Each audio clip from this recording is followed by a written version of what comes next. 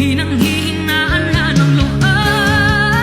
Gusto ko nang bumitaw, ngunit ayaw pa ng puso.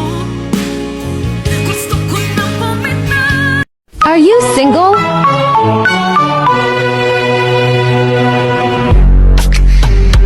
Huwag ka na sumagot, sasaksakin kita.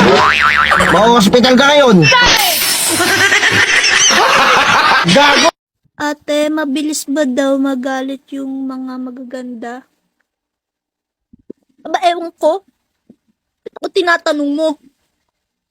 Tanungin mo yung iba. Bakit ako? Hala, pataba ka ng pataba. Ikaw papangit ka ng papangit.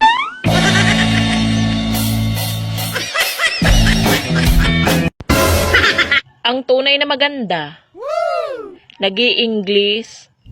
Oh my God! So?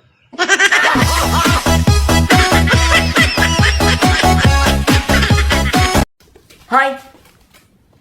Nakita rin kita. Alam mo ikaw na bibwisit ako sa'yo eh. Alam mo bang nagtatampo ako sa'yo? O ngayon alam mo na. Sige, anong sasabihin mo sa akin ngayon na nalaman mong nagtatampo ako? Take your time.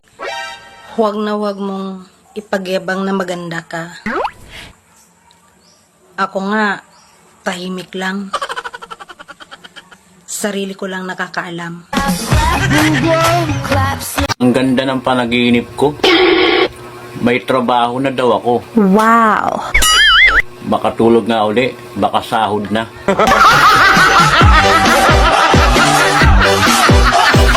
Di ba may mga taong pag nakita mo ay mukhang maldita, pero pag nakilala mo, ay, maldita nga.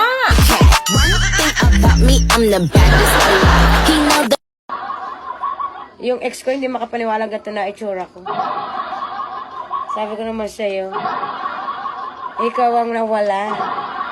Ikaw ang hahabol. Alam niyo ba na dati akong pangit? Pero nang dahil sa TikTok, nagbago ang lahat. Hindi na.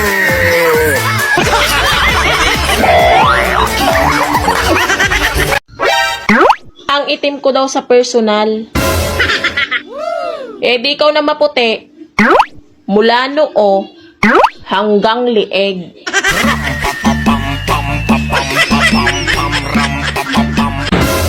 Selosa daw ako. Ilang naman pumalakpak ako habang may lumalandi sa'yo.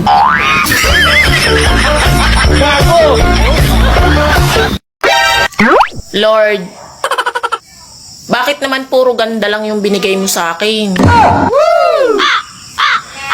Bigyan mo din naman ako ng pera, Lord. Alam nyo kung ano masakit? Ha? Yung ang daming taong nakapaligid sa'yo. Pero hindi ka makautot.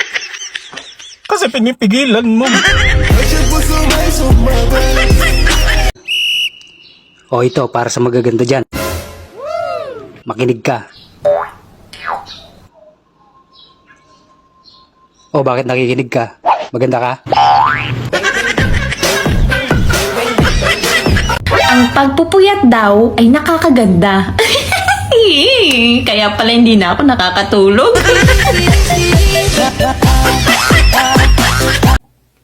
Umubo ka. Isa pa. Dok, ano bang sakit ko? May ubo ka.